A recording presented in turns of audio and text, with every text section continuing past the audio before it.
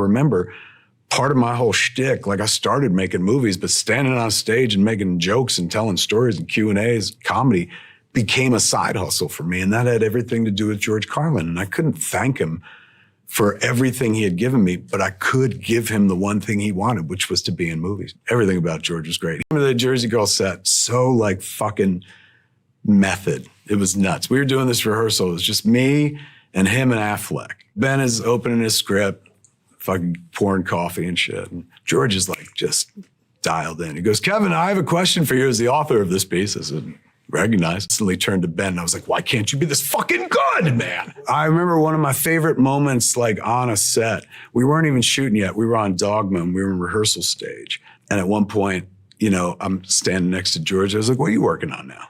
And he goes, I just finished up my opening piece for my next HBO special. And I was like, can you do it? And he goes, you want me to do it right now? And everybody in the room, he's like Chris Rock, Linda Fiorentino, Salma Hayek, me, Jason Lee, Jason Mewes, Ben, Matt, the whole shebang, all of us in the room. We were like, yeah, do it, do it. We all sat down and he did this 10-minute piece just off the top of his head, perfectly. Same way I'd see him do it in the actual special when it aired a couple months later and stuff. And all these people at the height of their game, these two motherfuckers just won an Oscar for Good Will Hunting and shit. Didn't matter.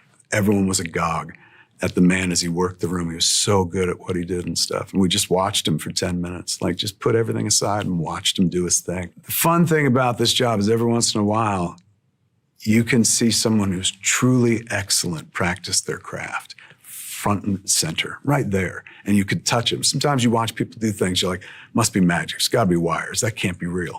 We could have poked him and he was right there. It's awesome. Went to a mental hospital for a while and I got everything worked out. If you ever need help, kids, reach out. There's nothing wrong with it.